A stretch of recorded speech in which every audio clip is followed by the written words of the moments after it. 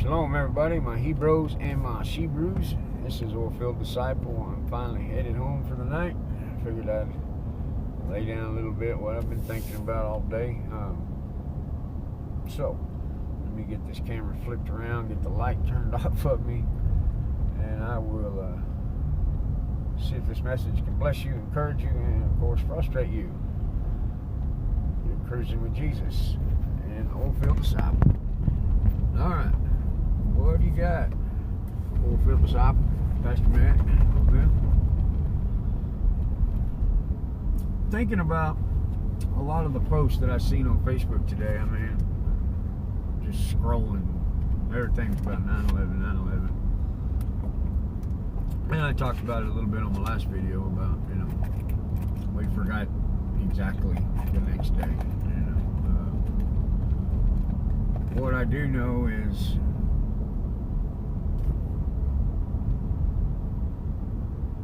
that day allowed the government to get a strong foothold in the American people's lives. Homeland Security pretty well crushed the Constitution of the United States of America. Up until that point, we still had certain freedoms and rights. But after that, we have a piss poor illusion of freedoms and rights. And anybody that thinks otherwise is delusional.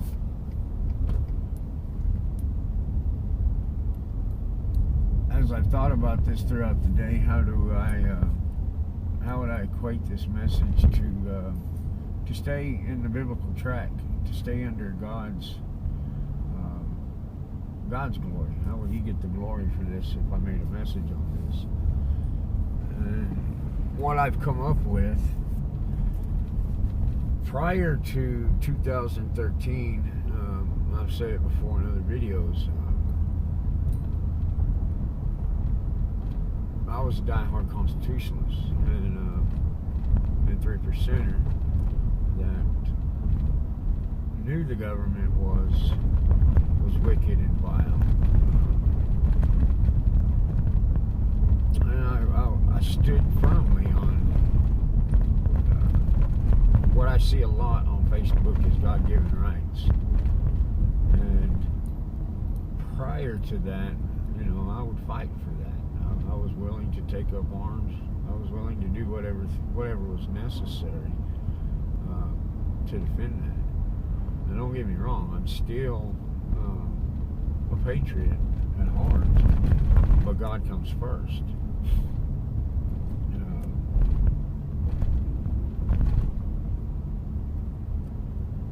I think Facebook, social media, all of that, Twitter and all that, I don't Twitter or tweet or whatever the hell that is.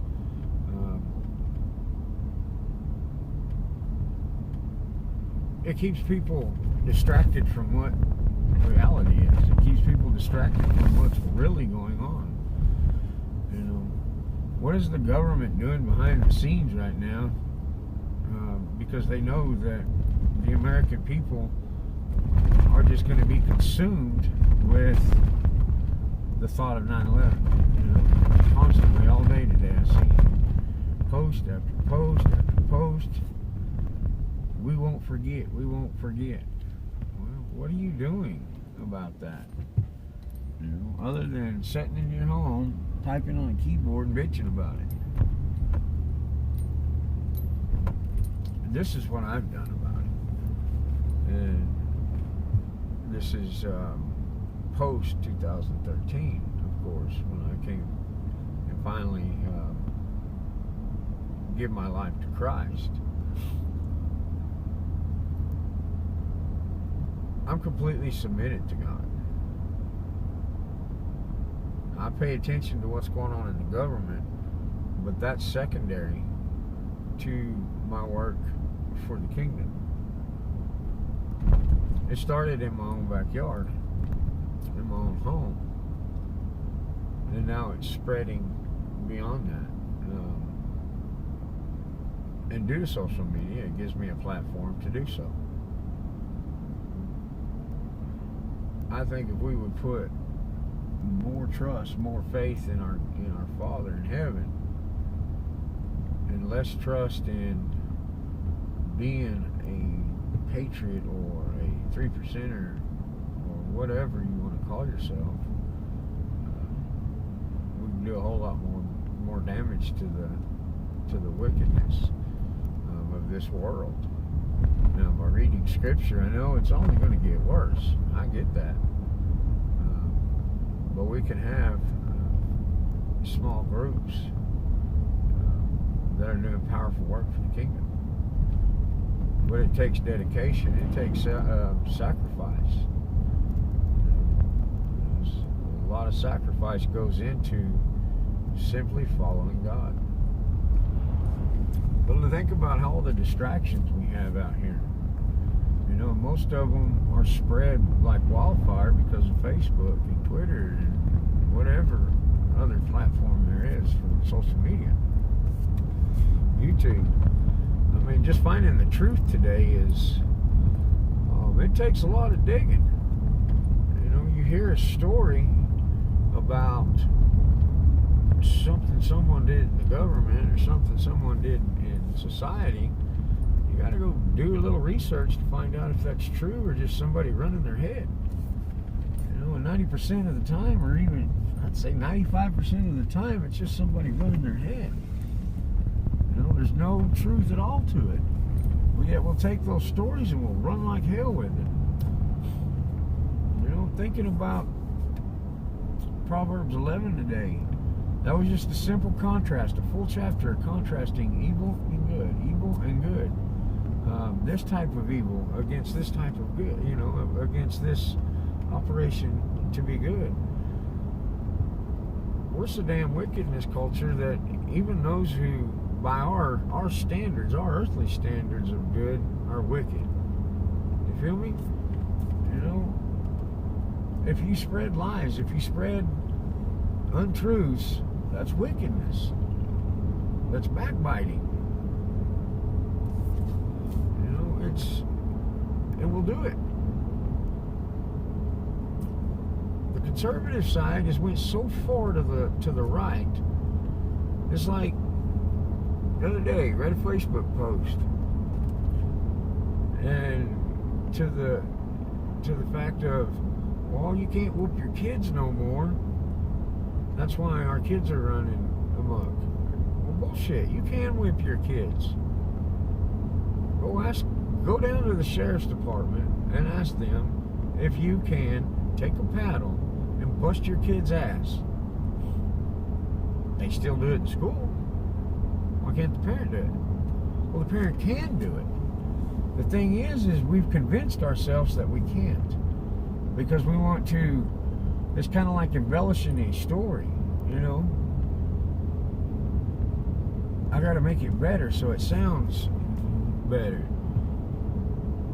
Well, we've come up with these embellishments on the right for the conservative side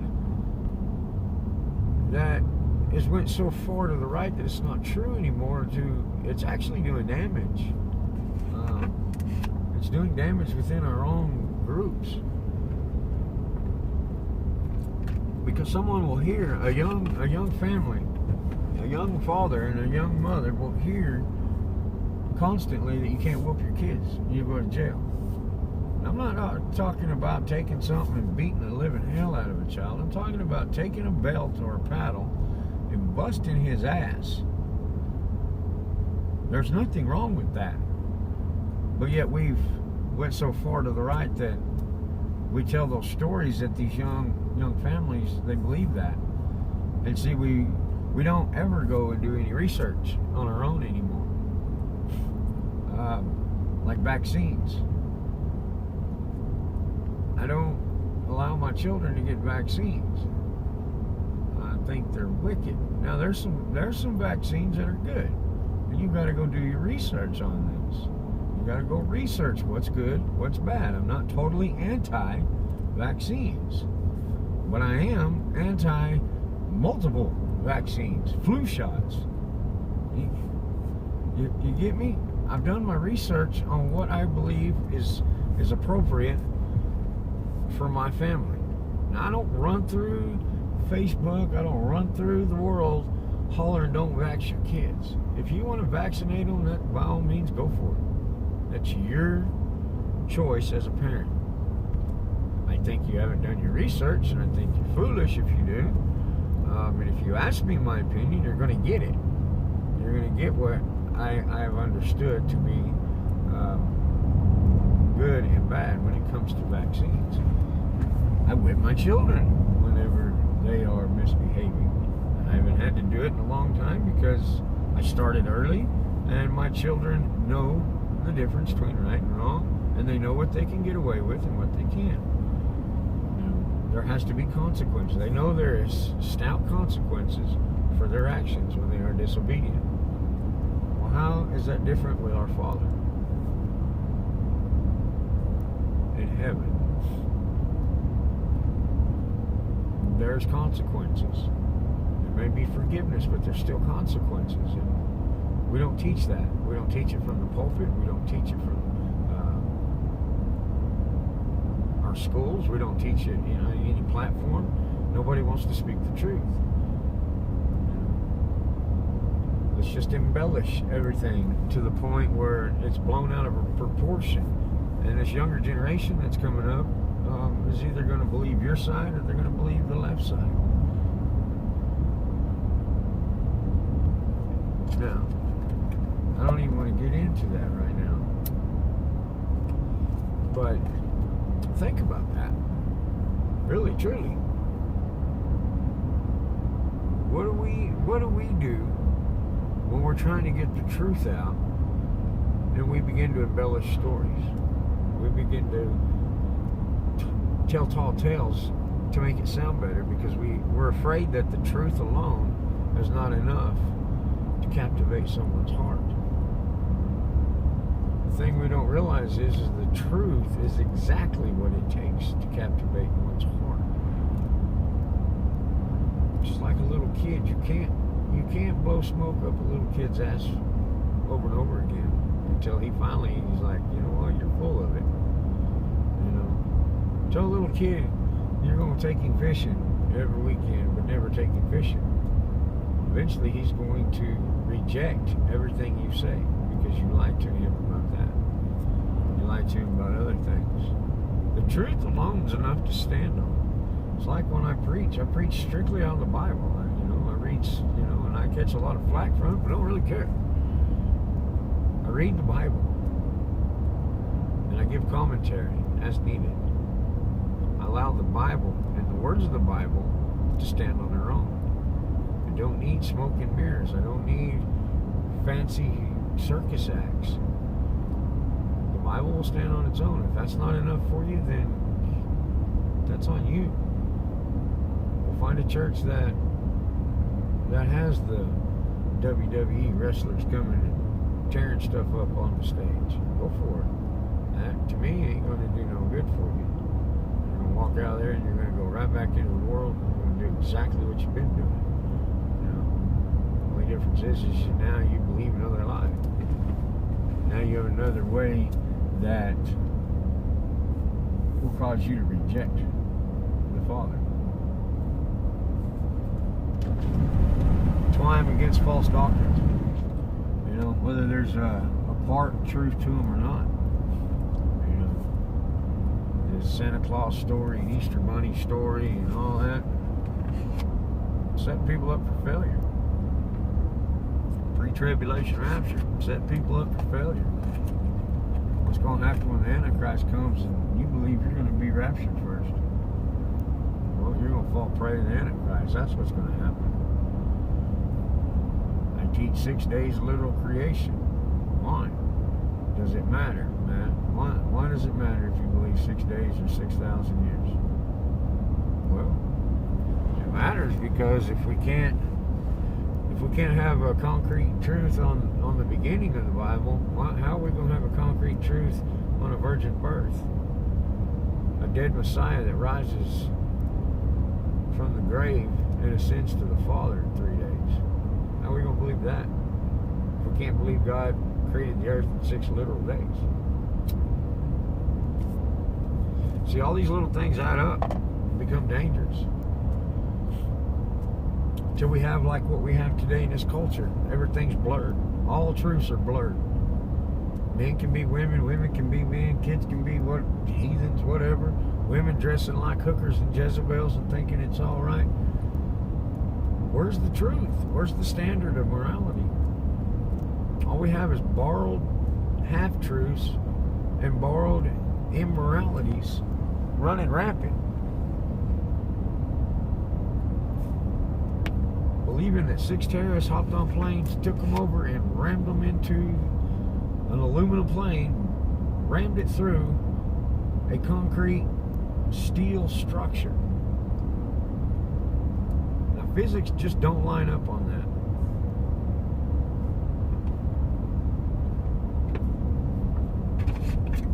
You feel me? Those are the truths that I think about. Those are the fallacies that I think about. That it bothers me that rational people believe this stuff.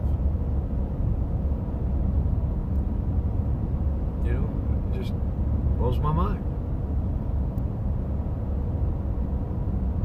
And then we teach it to our kids. They wonder why our kids are so jacked up. Anyway, that's what I got for today. I don't know. This was just a rambling on thoughts that were in my head today. We need to get it together. We need to stick our nose in that book, a good book. Read until we're tired of reading and read some more. It's a war. It's a war for knowledge. It's a war to get people to repent. We're only going to do that by speaking truths that we know people are going to reject until they hear it and it does a work in them. And it may be something you never get to see done. You may never get to see the fruits of your labor on this side of glory. But that can't make you waver. That can't make you fall.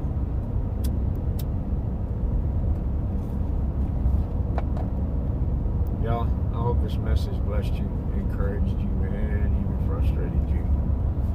This is Oil Bill Disciple, and I will catch you on the next ride.